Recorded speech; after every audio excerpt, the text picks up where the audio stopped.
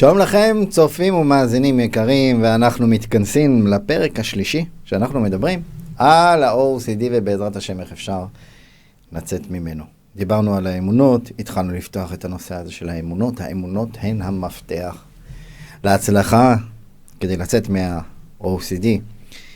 בשונה משאר דברים, משאר ההפרעות, שב-CBT אנחנו מאוד מעוניינים להתמודד עם הפרשנויות, ושאדם יוכל לפרש אחרת את המציאות, להתרגל לפרש אחרת, פרשנות יותר יעילה לעומת הפרשנות הלא יעילה.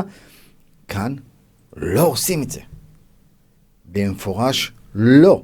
הרי זה מה שבן אדם עושה כל הזמן, כאשר הוא מתמודד עם OCD, עם מחשבות טורדניות, הוא מנסה להגיד לעצמו, זה לא נכון, זה כן נכון, לא, הנה, יש ראיה כזאת, יש ראיה כזאת. לא, זה דבר גרוע. לא את זה אנחנו עושים. כאן אנחנו הולכים לאמונות שאחראיות לפרשנות, ואיתם אנחנו רוצים להתמודד. אז הזכרנו אמונה אחת, הזכרנו את האמונה של חוסר סובלנות לאי ודאות, זה הזכרנו בפרק הקודם. בואו נמשיך ליתר האמונות. אז אמונה נוספת, אחריות יתר. אחריות יתר, למשל, בן אדם שמפחד שהוא יפגע באחרים, אם הוא ייגע במשהו, נגיד, אוקיי, יש לו OCD שאולי יש לי חיידקים על היד, ואז כשאני אגע בשולחן פה, מישהו אחר ייגע בשולחן ואני מדביק אותו. ואז כבר המוח שלו טס לכל מיני סרטים, מי יודע מה יקרה לו וכו' וכו' וכו', הוא נלחץ מהדבר הזה וכו' וכו'. אוקיי, שימו לב, מאחורי מחשבה כזו, יש אחריות יתר. עכשיו, אחריות יתר זה משהו שהוא נפוץ מאוד מאוד מאוד בהפרעה הזו של OCD. זאת אומרת, אנשים שהמבט שלהם על החיים, ההסתכלות שלהם על האחריות שלהם, היא הרבה יותר מעבר לאדם הסטנדרטי. כאשר אדם מסתכל כך, אז הוא נכנס מאוד מאוד ללחץ, והאחריות הזו גורמת לו לאותו לחץ סביב המחשבות, הפרשנות האובססיבית. זו אמונה נוספת. אמונה נוספת שאנחנו נזכיר זה ייחוס חשיבות למחשבות. זאת אומרת, הרבה אנשים עלולים לחשוב, למשל, ניתן לכם דוגמה, אדם שעולה לו מחשבות או אפילו דחפים להכות אנשים, אוקיי? הכרתי פעם אדם שהיה עובד באיזשהו מקום, אני שוב חוסך יותר מדי פרטים, אבל בגדול, הוא היה עובד באיזשהו מקום, והיו לפעמים מגיעים ילדים, והיה עובר לו בראש, אימא'לה, אולי אני אפוצץ אותו מכות. אוקיי? זו מחשבה מאוד מאוד מפחיתה. ואז הוא אומר לעצמו, אם אני חושב את זה, שימו לב מה הפחד הגדול מבחינתו, אם אני חושב את זה, זה אומר שאני מסוגל לעשות את זה. מה זה אומר עליי? זה אומר שאני סדיסט, זה אומר שאני פושע, זה אומר שאני אולי אני אפילו מסוגל לרצוח וכו' וכו'. אתם מבינים? זה מאוד מלחיץ ומפחיד אותו, כי הוא הכי לא כזה.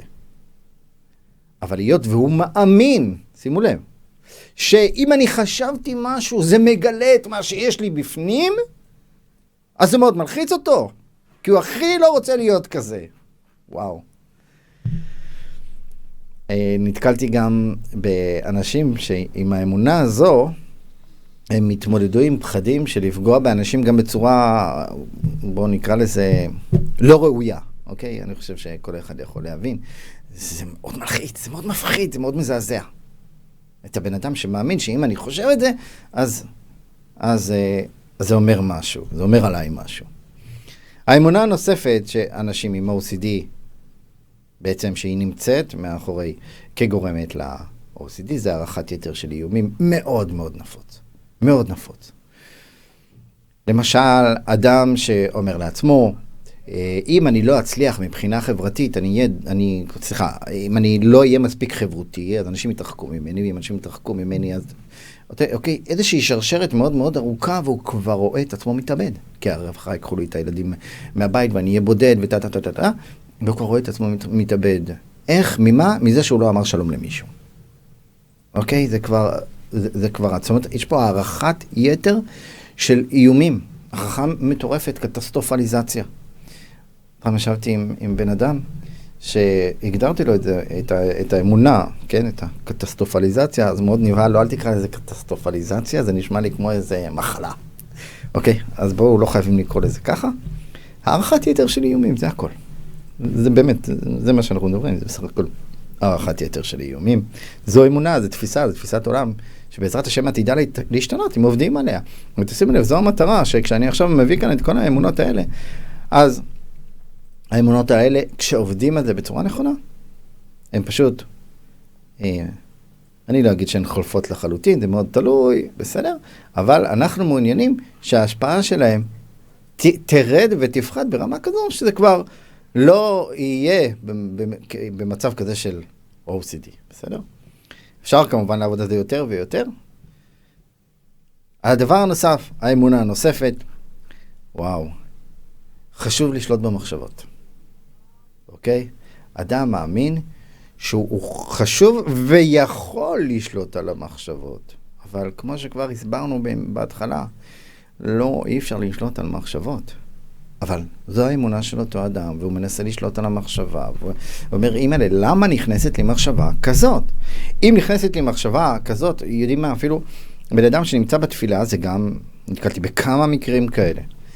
באמצע תפילה, באמצע 18, טרח קופצת לו מחשבה לא ראויה, או מחשבה אלימה, או מחשבה של כפירה, או כל מיני כאלה דברים. ואז, וואו, נלחץ, אימא'לה, למה אני חושב את הדבר הזה? אסור לי לחשוב את הדבר הזה, אני עכשיו מתפלל, אסור לחשוב את הדבר הזה. אופס. הוא מגביר את המחשבה, הוא לא שם לב. אבל, למה? כי יש לו אמונה שחשוב לשלוט על המחשבות, ואפשר לשלוט על המחשבות. הדבר הנוסף, פרפקציוניזם. כל דבר חייב להיות מושלם. הראש שלי צריך לעבוד לפי הספר, כן, בצורה נכונה כביכול במרכאות.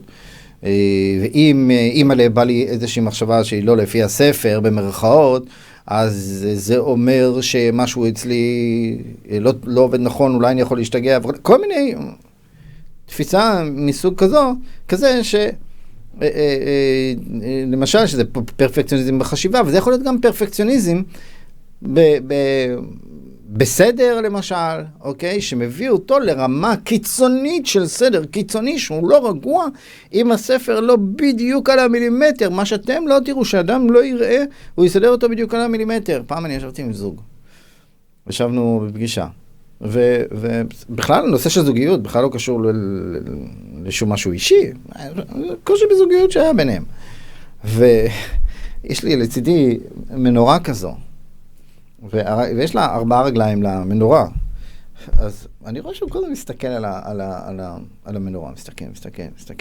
בסדר, אנחנו משכים את השיחה, הוא מסתכל, ומשהו מציק לו שם, וזה, אני שואל אותו, מה קורה? אז הוא אומר לי, לא, הרגליים לא לפי הקו. אמרתי לו, יש לך OCD? כן? זאת אומרת, אני לא אמרתי לו את זה אולי בצורה כזאת, אבל כן, הוא אמר לי שכן. יש לו OCD.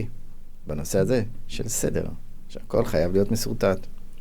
אז הוא קם, וסידר את הרגליים בדיוק לפי הקו של המרצפת. אפשרתי לו את הדבר הזה, למרות שמבחינת עבודה על OCD זה לא יהיה דבר נכון, אבל יודעים מה, יכול להיות שגם בשלבים מסוימים, בשלבים התחלתיים בטיפול, אני כן אאפשר כזה דבר, אבל פה זה בכלל, זה לא היה נושא של OCD, זה לא משהו אז בסדר. טוב, זו דוגמה, למשל, ל-OCD, שהאמונה שמאחוריו היא פרפקציוניזם. אוקיי. וואו. קשר, מחשבה, תוצאה, זו אמונה, בעיניי אמונה מדהימה. מה מדהימה? מבחינת היצירתיות שבזה. זאת אומרת, אנשים שלמשל, אני אתן דוגמאות, אני קצת משנה מהדוגמה הקלאסית. יודעים מה? אני אביא את הדוגמה, במילא אף אחד לא מדבר על מישהו ספציפי, בסדר? אף אחד לא יכול לדעת. אז בן אדם למשל שפחד, שאם עולה לו המחשבה, המילה טיפש בראש, או שהוא אמר, או שמישהו אמר, טיפש, אז עכשיו הוא יכול להיות טיפש. אוקיי? אם הוא ראה חייזר, תמונה של חייזר, החייזר עלול להשתלט לו על המחשבות, להשתלט לו על החיים, ואימא'לה, כל מיני פחדים כאלה, ואז האנשים האלה בדרך כלל הם פשוט מבצעים איזושהי פעולה שתתקן, ואני אעשה מרכאות כאלה, תתקן את הנזק שיכול להיווצר מהמחשבה הזאת. אז למשל, הבן אדם שמפחד מהמילה טיפש, אז הוא יחשוב, לא, חכם, כמה פעמים, כן, ואז מבחינתו, טוב, עכשיו הוא יותר רגוע. האם הוא רגוע ב100%? ודאי שלא, אבל הוא יותר רגוע. וגם האדם השני, אז הוא פשוט יחזור על אותה פעולה, בלי להסתכל על התמונה של החייזר, לצורך העניין, ואז הוא יותר רגוע, כי הנה, עשיתי את זה ולא הסתכלתי, אז עכשיו כביכול מוגן. בסדר? אז אלה הם עוד דוגמאות ל-OCD, שהאמונה שמאחוריהם זה קשר בין מחשבה ותוצאה, זה משהו קצת מיסטי, זה משהו שאנשים מאמינים שאם אני חושב משהו אז הוא יכול לקרות. בסדר? בדרך כלל גם, הרבה פעמים האנשים האלה מצטטים, חז"ל וכל מיני דברים, והנה והרב פלוני אמר שמה שאני אחשוב יכול לקרות, וכל מיני דברים כאלה שהם לא רלוונטיים באמת, אבל באותו רגע הוא בטוח ב100% שזה רלוונטי. אז זו האמונה הנוספת. האמונות הללו, מה שאנחנו מעוניינים לעשות איתם, זה לבדוק אותם ולהיווכח האם האמונה נכונה או לא נכונה. זאת אומרת, הבן אדם שכאשר אנחנו מזהים שיש לו את האמונה א', ב', ג', ד', אנחנו ציינו פה 7 אמונות למשל, בסדר? אז הן אמונות שכיחות מאוד ב-OCD, ואנחנו יכולים די בקלות לזהות, די בקלות לעלות על האמונות האלה, ואגב, החוסר סבלנות לאי ודאות, זו האמונה, לא יודע, כמעט לא תמצאו מציאות של OCD בלי זה. אז זו אמונה שממש ממש מצויה, החוסר סבלנות לאי ודאות, אני צריך לדעת ב100%, אחרת אני לא רגוע. אוקיי? זה משגע אותי ה-0.01%. אז האמונה הזו, זו אמונה שמצויה הכי הרבה. ואנחנו נרצה לבחון את האמונות האלה, האם האמונות האלה נכונות או לא נכונות. כאשר האדם בוחן את האמונות האלה, ומגיע בוודאות, שימו לב, על האמונה, אנחנו לא מדברים כרגע על הפרשנות על ה-OCD עצמו, אנחנו מדברים על האמונה. מגיע לזה שזה לא רלוונטי, ומברר עם עצמו שזה לא רלוונטי, וחוזר על זה, ובמהלך זמן מסוים, משנן לעצמו את הראיות, מכניס לעצמו יותר חזק שזה לא רלוונטי, זה יעזור כדי לערער את המעגל הזה של ה-OCD שדיברנו עליו, לערער את כל הפחד שיושב על פי הפרשנות לטריגר, שהוא זה שמגלגל את הגלגל של ה-OCD, כמו שדיברנו בפרקים הקודמים. אז אנחנו בפרק הזה נעצור בנקודה הזו. בעזרת השם אנחנו נמשיך את הדברים בפרק הבא, איך מתמודדים עם ה-OCD, ושוב אני מזכיר לכם, אני אשמח מאוד, תצטרפו לקבוצת הוואטסאפ שלי, בקבוצת הוואטסאפ שלי אני מעלה סרטונים ותכנים בעניינים של נפש וזוגיות, דברים מאוד חשובים, דברים מאוד תורמים, אני אשמח שתצטרפו, אתם יכולים לשלוח למספר 055-556-38-30, פשוט לשלוח הודעה, לבקש שיצרפו איתכם. הבחור שמנהל את הקבוצה יצרף אתכם בשמחה. שוב, 055-556-38-30.